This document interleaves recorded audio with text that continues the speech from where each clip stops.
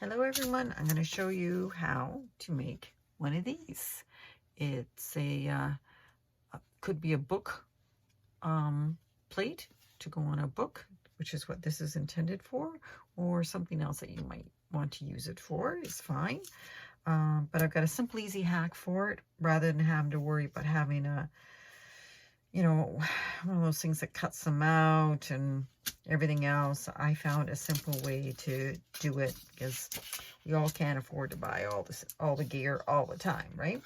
So these are simply from the dollar store. They come as tags like this with a hole in each end. And what I did simply was glue them together. Excuse me. Just glue them. Make sure you get some glue along the edges.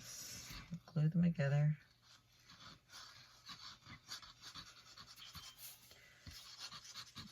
This is just a PVA glue, and I use a small container just so we get it a little bit at a time so it doesn't go all warpy on you. There. Should put the lid on because it will clog up this. And then you just want to put them on opposite ways so that the holes are kind of covered on each side.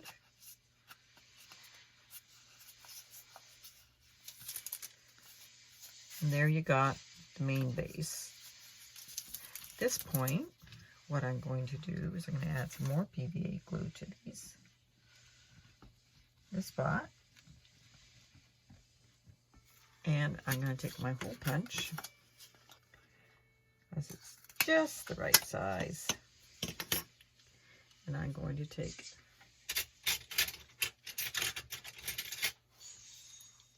this, and I'm going to drop it in there, and that makes it nice and flat. Now we do want to have the two little marks on there to look like screws. So again, I'm going to make two more. 3 to be exact.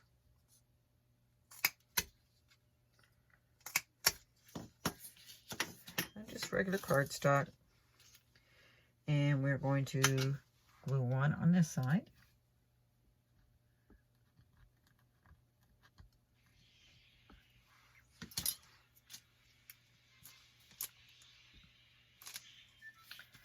Just eyeball it. It doesn't have to be exact.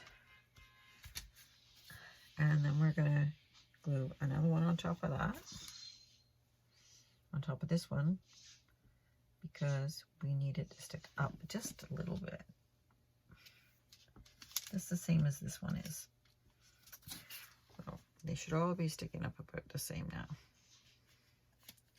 And in the back, it's kind of nice to make that hole flat. So we will fill in that one too.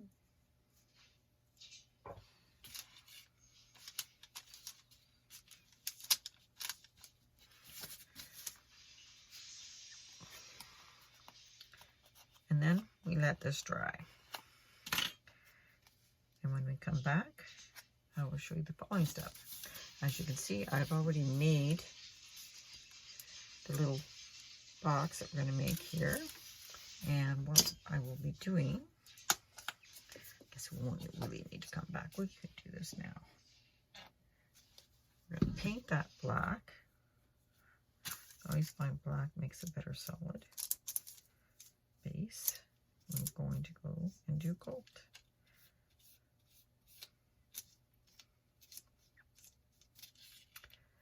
And then we're going to paint this base black.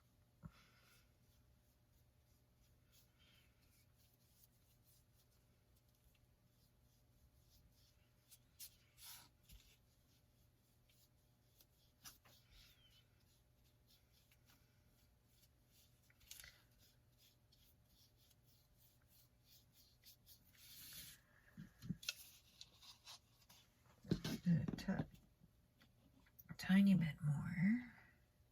There we go.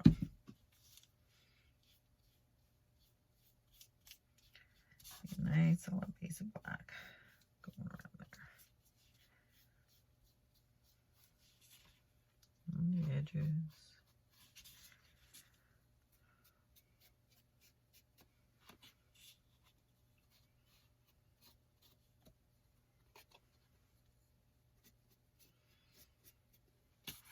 Just to get the bases done.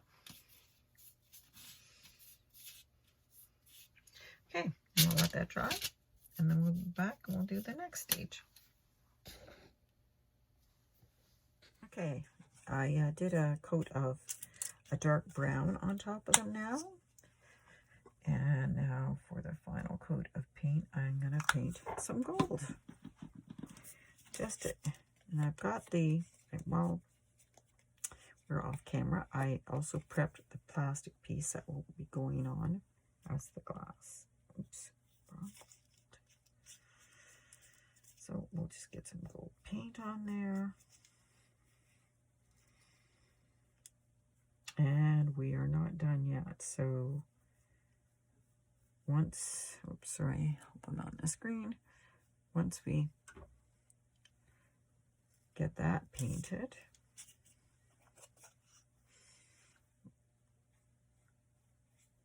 and dried,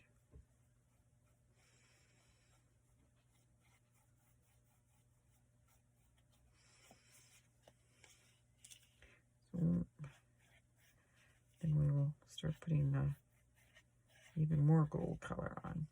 The gold is just one of those shades that you kind of have to prep it on the bottom. You can't just pluck it on white where you don't get this a nice gold underneath. So from here, we also need to take some of this glossy accent stuff, because this glossy accent stuff is pretty cool. It leaves these neat little bumps. So what we do is you just put a nice little, well, I think we're a little dried up on the end there. Let's just fix that.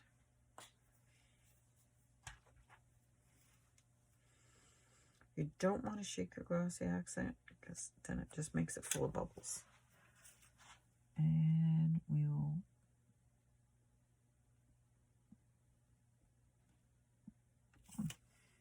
I'm on my glasses.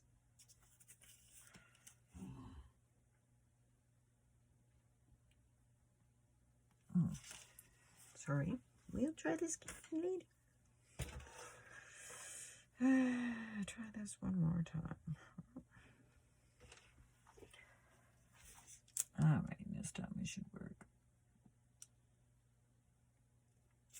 Oh. We will see what's going on here.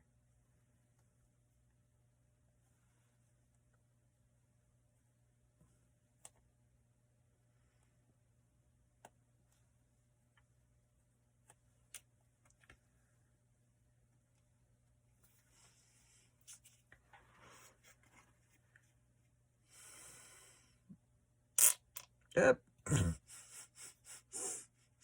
Yeah, I shook a little too much. And we're going to have to adjust that one a little bit. But basically, you want to look like that. Not that. So, we're just going to take some of the, try shaking some of the air bubbles out. Because it's got a lot of air bubbles in it. And maybe taking a little bit off. We'll just redo that one. It's okay. So, the nice thing is they will kind of keep their shape on there.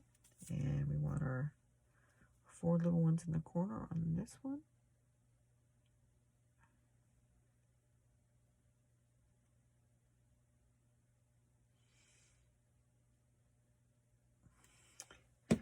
And then you have to leave them to dry. You'll know when it's dry, when it's completely clear. And then we can come back and do some of the other parts. Talk to you soon. Okay, so we're back. And we have, it's dry. So my next step is to start putting on some of the gold paste. I use an old brush. Just start rubbing it in.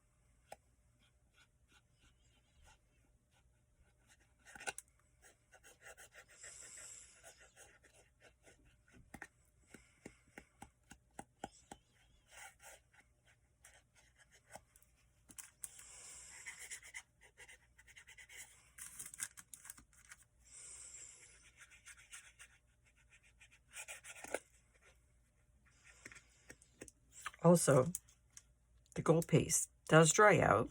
I just recently fixed it, and there's a hack. I will put a link to that video underneath. It's not my video, but somebody else's, and it worked great. So it's just a little bit of water, and if you have some of for the modeling clay, you get the liquid stuff. Anyway, I can't remember exactly what it's called, but I'll put that link there for you, just because I just want everybody to know things.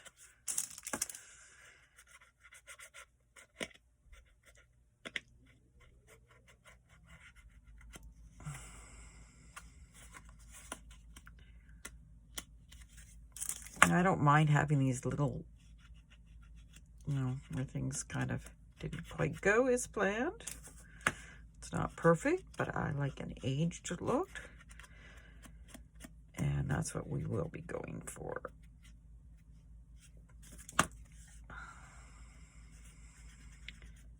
Now, on top of the little dots we put down, you can't rub very hard. You just want to get the gold on top, and then when it's dry, it'll all be fine. So that's the frame. Like I said, it doesn't have to be perfect, because you're going to want it looking aged anyway. And then we do this little piece, the inside frame. I used to always do this with my fingers, but I got tired of gold fingers. So I saw someone else using a brush and thought, you know what? That's what I'm going to do, because I'm tired of having it all over my hands. Some cases it works really good.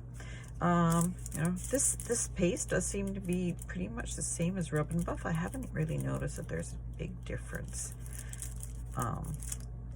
in some of these things. But if you think there is, just let me know, because I'd be curious to know, because I have not tried Rub and Buff. This is just the Michaels brand. Because I am starting out at this, I can't afford to spend too much money on doing this stuff at this point. So right now it's a hobby. It's not a business.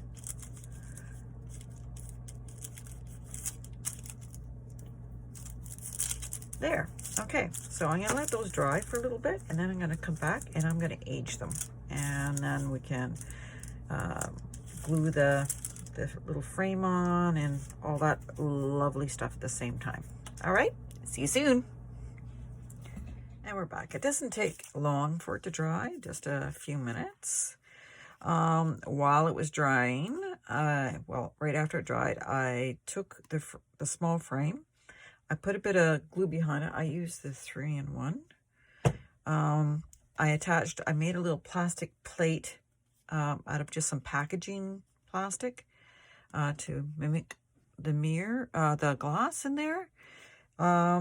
And then I also cut a piece of paper. This is about the size of the inside there, right? So I cut that out of some tea stain paper, and that's what's currently in there. You don't have to, you can put anything you want in there. I leave the top open so I can change it if I want, and I will be able to grab this. I can change it if I want. Or you could glue it all the way around if you already have your picture in there that you want in there. Oh, I'm doing the wrong side. I think I was doing the wrong side, peoples. There we go. So that still has to glue a little bit. It's still a little sticky. So anyway, that's what it looks like so far. And when I age, I do a couple of different things. I have some pastel chalk that I use.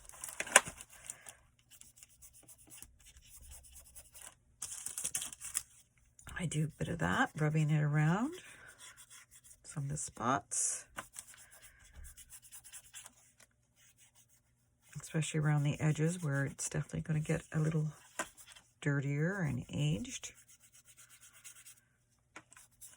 And it makes everything pop as well, some of these details.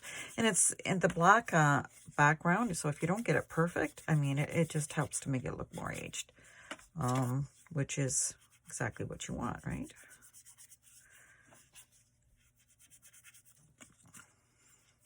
So I'll do a bit of this, especially around these little buttons.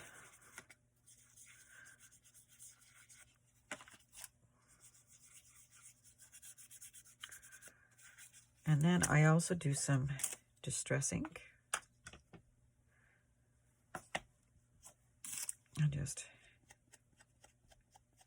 put some of that around the edges.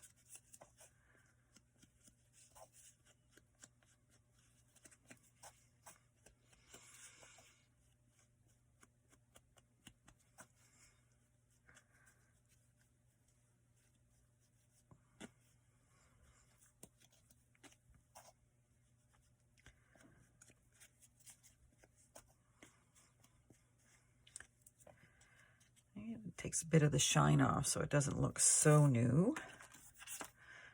Add some more of this.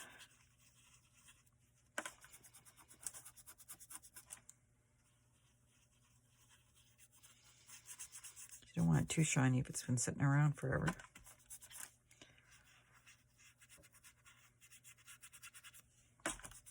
I'm using the chalk, I just rub it really, really hard to pick up some of that chalk dust. Put it over. All right, I think that looks pretty aged. And I like the patina it has. You could also, I mean, if you wanted to, you could take some coffee. I have a little bit of old coffee sitting in this little sprayer, and you can spray that and then let it dry, and it will kind of leave little stain marks around, which I have a couple here. And or you can do more distress inking, and that is basically how I made this little frame, this book plate, and I'm really, really happy with how it turned out. So I hope some of you find this interesting and that it helps you, because yeah, when you're starting out, you got to learn all these little hacks to make it so that it still looks great, good quality, but it's also not crazy expensive, so you can enjoy it and have fun with it. And the day after I finished doing this, of course, is the day that some of the book plates I actually ordered came in. But that's okay. These are really big, fancy, and I wanted this old aged patina look anyway. So those will be saved for some other project. So thank you for watching, and I hope you appreciated this. Please subscribe, like, and hopefully I'll see you in another video. Okay, thanks guys.